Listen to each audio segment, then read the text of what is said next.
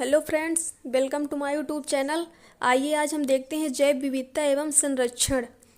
इसके कुछ पार्ट की वीडियो हम बना के पहले ही शिव नर्सिंग क्लासेस चैनल में अपलोड कर दिए हैं। यदि आप नहीं देखे हैं तो जाके उस वीडियो को विजिट कर सकते हैं। तो चलिए आज की क्लास की स्टार्टिंग करते हैं।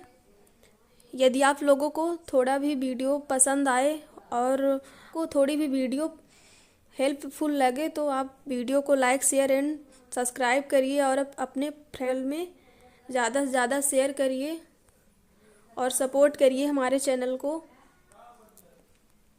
तो चलिए देखते हैं आज की क्लास की स्टार्टिंग करते हैं। ये सब हम देख चुके हैं पार्ट 1 में। अब चलिए देखते हैं पार्ट 2।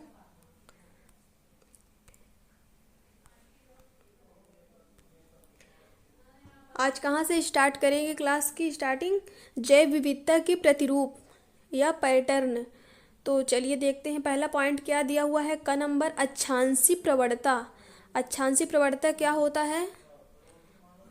जंतु व पादपों की विविधता संपूर्ण विश्व में समान न होकर असमान वितरण दर्शाती है।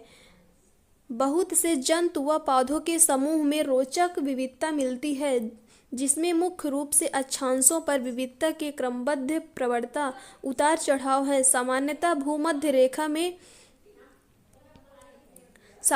भूमध्य रेखा से ध्रुवों की ओर जाने पर जाति विविधता घटती है। यहाँ पर ये इस पॉइंट से पूछ सकता है, ज़्यादातर ये पॉइंट उठाता है कि सामान्यतः भूमध्य रेखा से ध्रुवों की ओर जाने पर जाति विविधता घटती है कि बढ़ती है? तो यहाँ पर क्या होता है? घटती है। और यहीं पर इसका उल्टा पूछ लिया कि भूमध्य रेखा में नहीं, ध्रुवों से भूमध्य रेखा की ओर जाने पर विविधता क्या होती है? घटती है कि बढ़ती है? तो वहाँ पर क्या बनेगा? वहाँ पर बढ़ेगी। यहाँ पर आपको सब ये एनसीईआरटी की लाइन अच्छे से कंप्लीट होना चाहिए और डायग्राम आना चाहिए कि कौन सी कहाँ पर रेखा जाती है तो घटता है कि बढ़ता है, ये सब। फिर क्या है? केवल कुछ ही अपवादों को छोड़कर उष्णकटिबंधीय क्षेत्र अक्षांशीय सीमा 23.5 डिग्री उत्तर से 23.5 डिग्री दक्षिण तक में शीतोष्ण या ध्रुव प्रदेशों से अधिक जातियां पाई जाती हैं। यानी यहाँ पर क्या होती हैं? सबसे अधिक जातियां पाई जाती हैं। भूमध्य रेखा के समीप स्थित कोलंबिया में 1425 जातियां हैं, जबकि न्यूयॉर्क जो कि 41 डिग्री उत्तर में है 105 पक्षी जातियां व ग्रीनलैंड के 71 डिग्री उत्तर में केवल 56 पक्षी जातियां हैं। भारत में, जिसका अधिकतर भूभाग उष्णकटिबंधीय क्षेत्र में है, 1200 से अधिक पक्षी जातियां हैं। इक्वाडोर के उष्णकटिबंधीय के वन क्षेत्र में, जैसे कि इक्वाडोर संवहनी पौधों की जातियां यूएसए के मध्य पश्चिम में स्थित शीतोष्ण क्षेत्र के वनों से 10 गुना अधिक है। यहाँ पर क्या है? ये 10 गुना उससे अधिक है। दक्षिणी अमेरिका के अमेजन उष्णकटिबंधीय वर्षा वनों की जैव विविधता पृथ्वी पर सबसे अधिक है। यानी पृथ्वी पर सबसे ज़्यादा जैव विविधता कहाँ पाई जाती है? ये क्या बोला है यहाँ पर पॉइंट? दक्षिणी अमेरिका के अमेजन उष्णकटिबंधीय वर्षा वनों की जैव विविधता पृथ्वी पर सबसे अधिक है। यहाँ पर 40,000 पादप जातियाँ, 300 मत्स्य, 1300 पक्षी और 427 स्तनधारी यानी कि मैमल्स, और क्या है 427 उभयचर यानी एम्फीबिया वर्ग जो होता है, और 378 सरीसृप यानी कि रेप्टाइल तथा 1,25,000 से अधिक अकशेरुकी यानी क्या होती हैं? Non chordate. यहाँ पर 1,25,000 पाए जाते हैं। ये पूछा जाएगा कि सबसे ज़्यादा क्या पाया जाता है? तो नॉन कॉर्डेट जो होते हैं 1,25,000 यहाँ पर पाई जाती हैं उनकी जातियाँ। क्या कर रहे हैं? वहाँ पर आवास कर रहे हैं। वैज्ञानिकों का अनुमान है कि इन वर्षा वनों में अभी भी कम से कम 2 लाख कीट जातियों की खोज तथा पहचान शेष है। अब यहाँ पर वैज्ञानिक क्या कर रहे हैं? अनुमान लगा रहे हैं कि यहाँ इतना तो खोज हो गया है, लेकिन 2 लाख कीटों की जातियाँ अभी खोज करना अभी शेष बचा हुआ है और पहचानना भी। तो चलिए देखते हैं आगे क्या है। उष्णकटिबंध क्षेत्र में ऐसा क्या विशेष है जिसके कारण उसमें सबसे अधिक जैव विविधता है? पारिस्थितिकी तथा जैव विकासविदों ने बहुत सी परिकल्पनाएं की है कि जिनमें से कुछ मुख्य निम्न है का जाति उद्भवन स्पेसिएशन आमतौर पर समय का कार्य है। शीतोष्ण क्षेत्र में प्राचीन समय से बार बार हिमनदन ग्लेशिएशन होता रहा, जबकि उष्णकटिबंध क्षेत्र लाखों वर्षों से अपेक्षाकृत अवधित रहा। इसी कारण जाति विकास तथा विविधता के लिए बहुत समय मिला। उष्णकटिबंध पर्यावरण शीतोष्ण पर्यावरण से भिन्न तथा कम मौसमी परिवर्तन दर्शाता है। यह स्थिर पर्यावरण निकेत विशिष्टीकरण स्पेशियलाइजेशन को प्रोत्साहित करता रहा, जिसकी वजह से अधिकाधिक जाति विविधता हुई। उष्णकटिबंध क्षेत्रों में अधिक सौर ऊर्जा उपलब्ध है, जिससे उत्पादन अधिक होता है, जिससे परोक्ष रूप से अधिक जैव विविधता का होती है। अब दूसरा पॉइंट क्या दिया हुआ है? ख नंबर, जाति क्षेत्र संबंध। पहला क्या था? पहला पॉइंट था जैव विविधता के प्रतिरूप का पैटर्न अक्षांशीय प्रवणता। अब यहाँ पर ये भी पूछ सकता है कि जैव विविधता के प्रतिरूप का पैटर्न किस किस पर निर्भर करता है। तो पहला क्या है? अक्षांशीय प्रवणता हो गया। और दूसरा क्या है? दूसरा जाति क्षेत्र संबंध है। अब यहाँ पर ये ग्राफ भी प्रदर्शित किया गया है। जाति समृद्धि और क्या है? क्षेत्र के बीच क्या किया गया है? लाख पैमाने पर संबंध क्या होता है? रेखी हो जाते हैं। यहाँ पर ये दर्शाया गया है, ये रेखी दिया गया है, लाख पैमाना दिया गया है, और यहाँ पर इसका वो भी दिया गया है, क्या समीकरण जो होता है। तो log s equal to log c plus z log a। तो चलिए अब देखते हैं जाति क्षेत्र संबंध है। जर्मनी के महान प्रकृतिविद व भूगोल शास्त्री अलेक्जेंडर वान हम्बोल्ट ने दक्षिणी अमेरिका के जंगलों के गहन अन्वेषण के समय दर्शाया कि कुछ सीमा तक किसी क्षेत्र की जाति समृद्ध अन्वेषण क्षेत्र की सीमा बढ़ाने के साथ क्या होती है? बढ़ती है।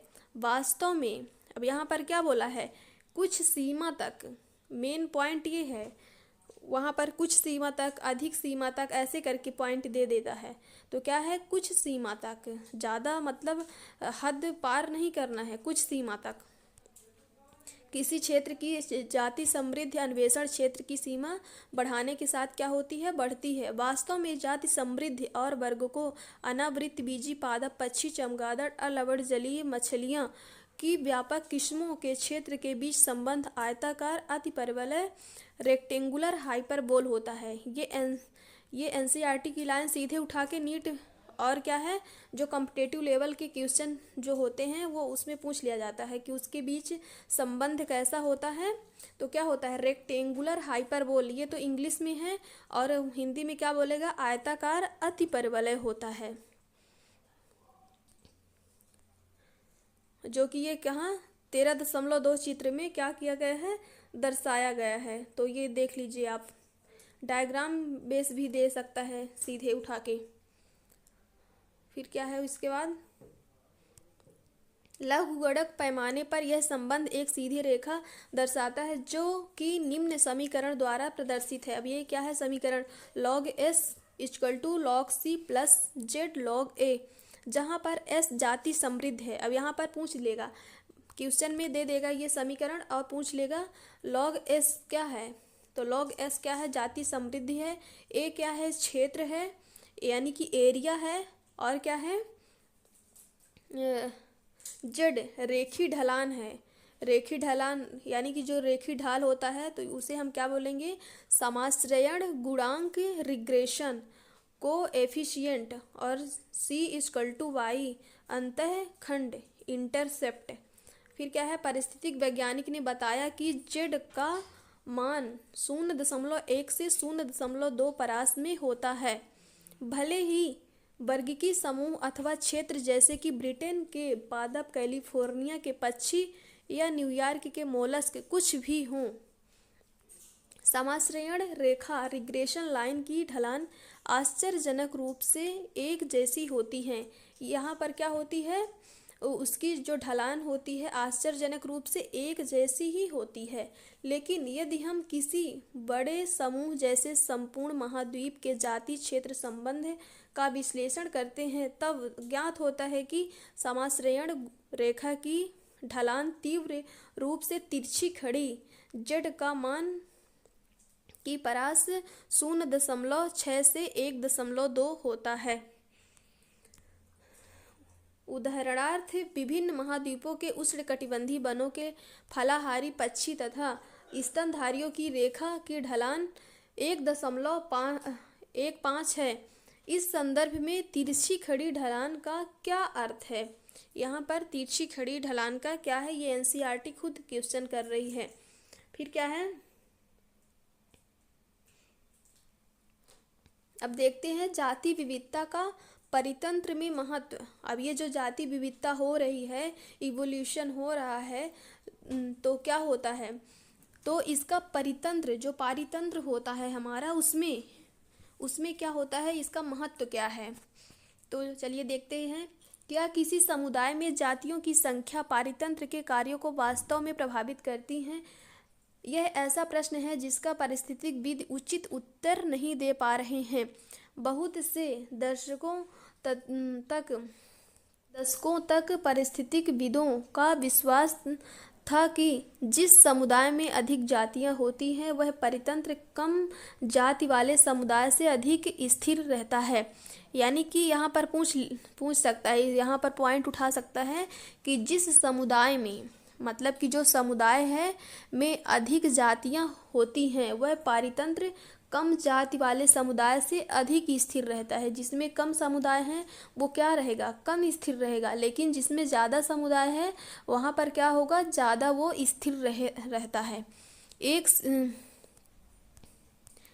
एक जैवी समुदाय के लिए सटीक स्थिरता क्या है? यानी कि जो जैवी समुदाय है उसके लिए सटीक स्थिरता क्या है?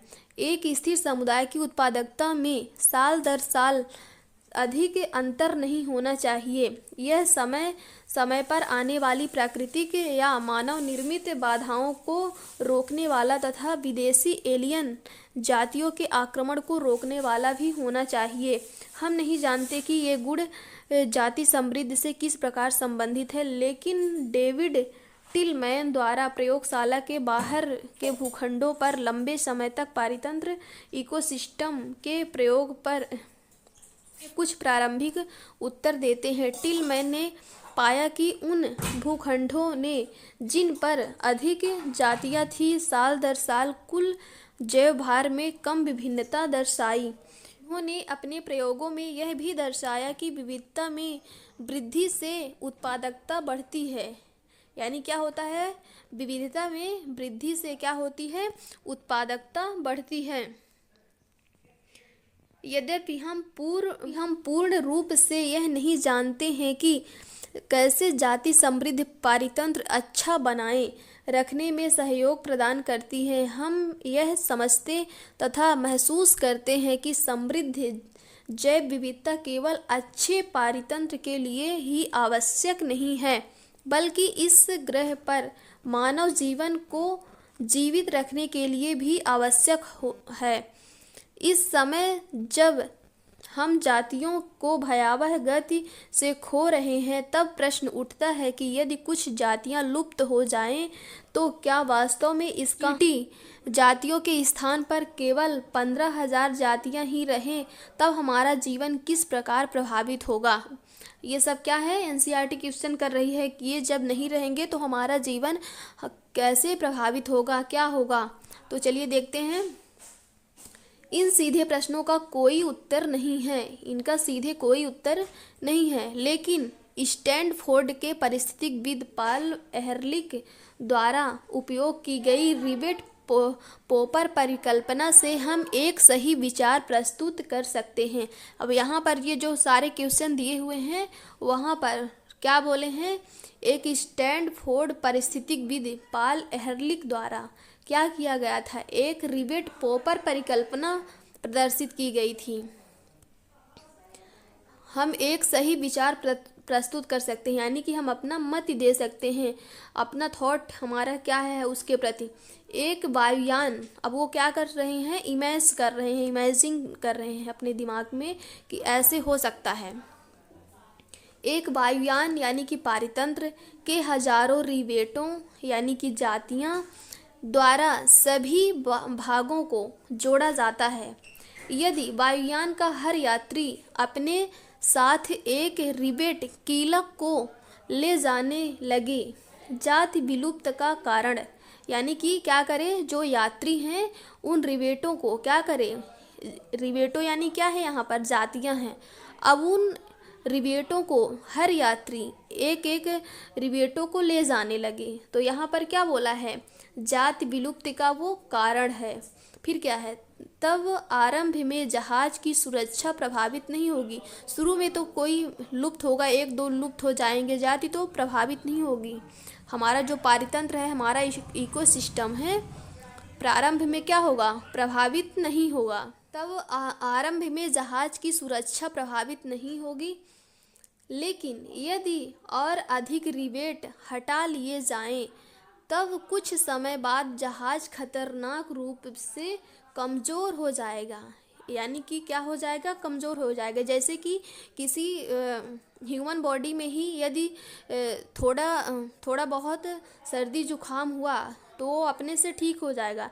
यदि एक साथ बहुत सारी बीमारियां से वो ग्रसित हो गया तो उसके बॉडी को तो हानि होगी, और ज़्यादातर उसके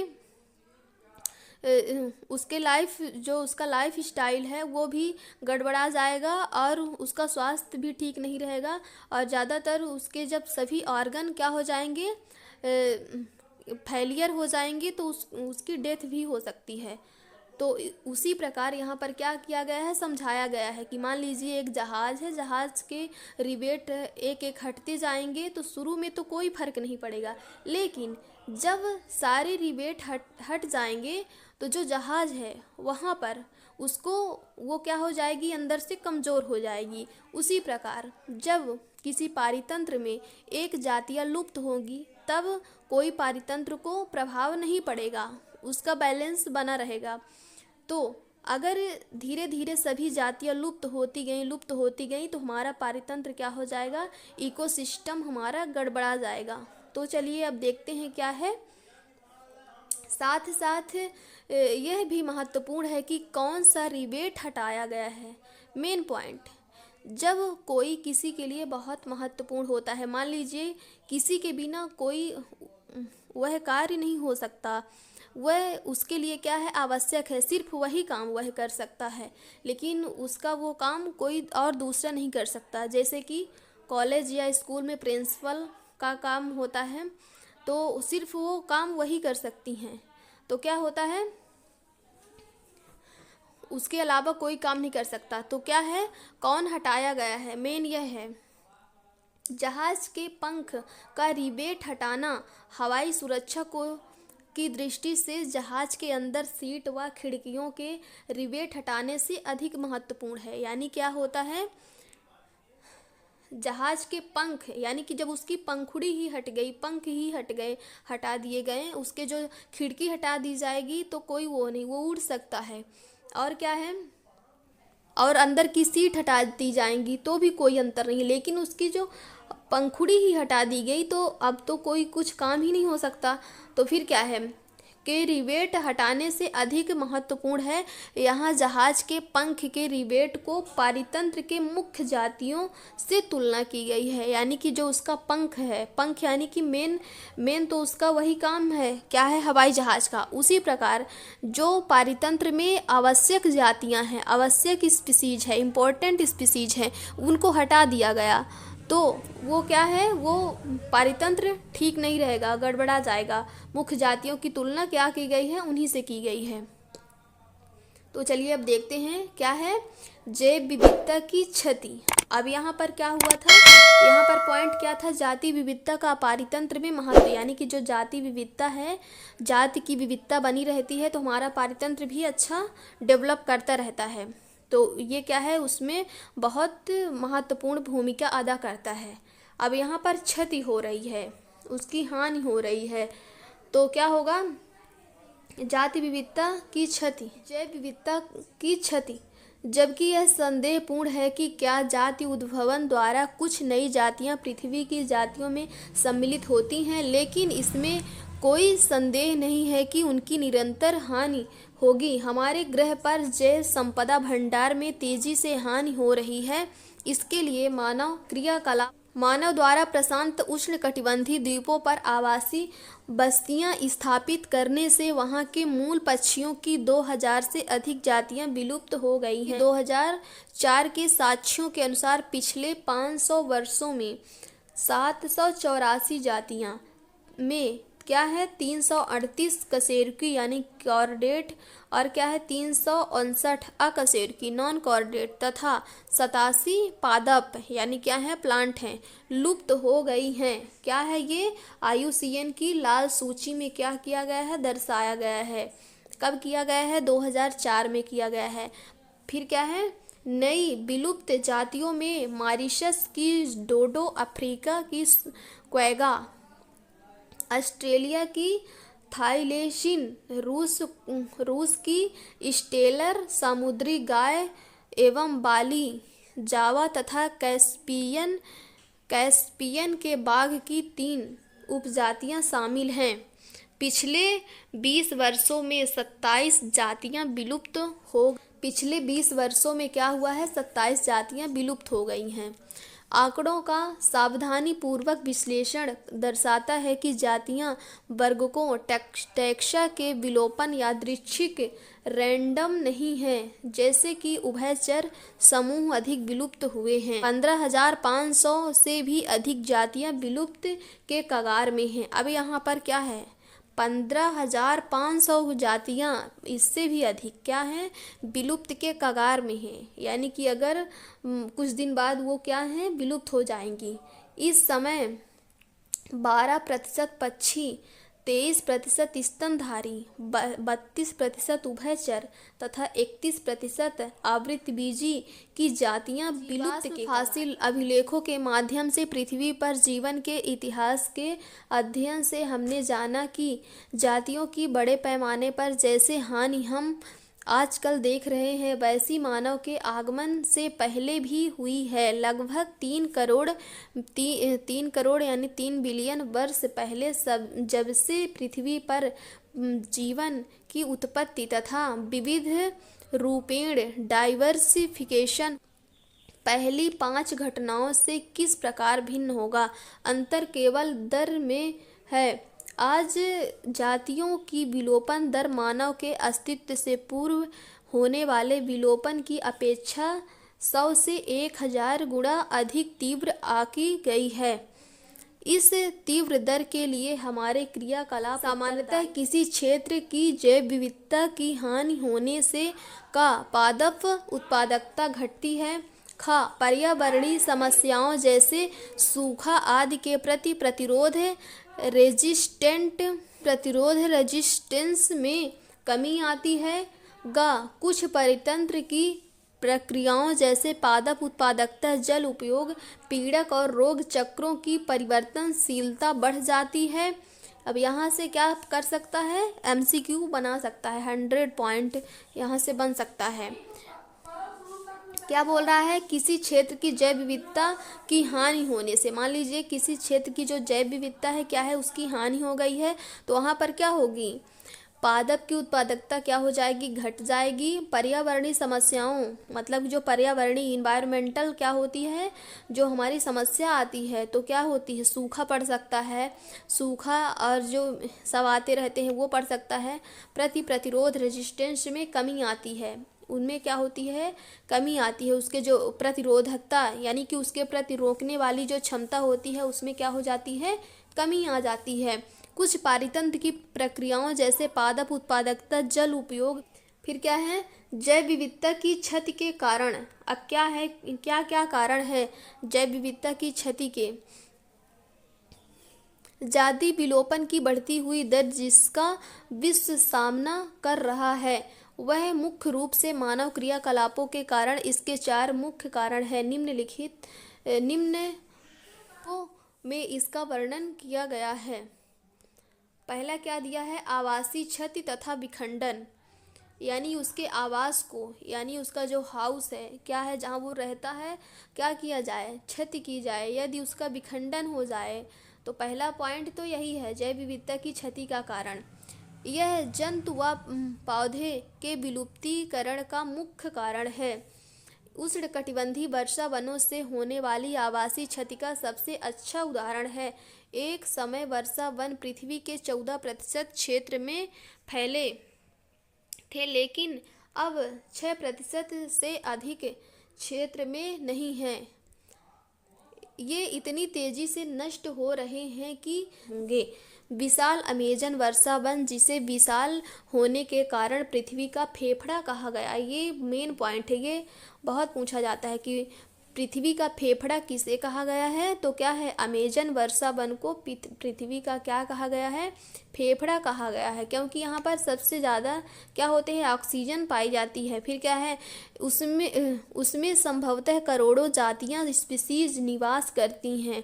कितनी हैं, करोड़ों जातियाँ क्या करती हैं, निवास करती हैं। इस वन को सोयाबीन की खेती तथा जानवरों के चारागाहों के लिए काट कर साफ कर दिया गया। अब यहाँ पर क्या किया गया, पूछा जाएगा कि जो अमेजन का वर्षा वन है तो कम हो गया है, तो क्या किया गया है, वहाँ सोयाबीन, वहाँ का वन क्या किया गया है, सोयाबीन की खेती करने के लिए और जानवरों के चारागाहों के लिए क्या किया गया है, काट कर साफ कर दिया गया है। संपूर्ण आवासीय क्षति के अलावा प्रदूषण के कारण डिग्रेडेशन हुआ है, जिससे बहुत सी जातियों के जीवन को खतरा उत्पन्न हुआ है।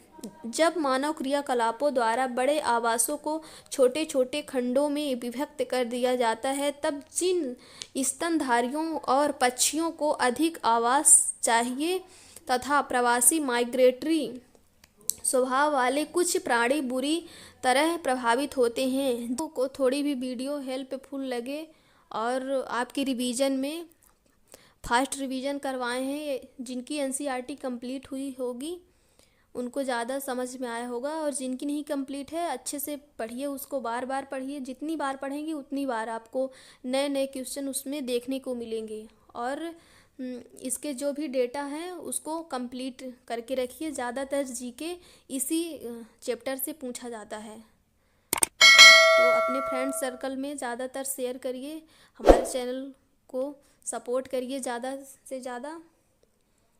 Thank you.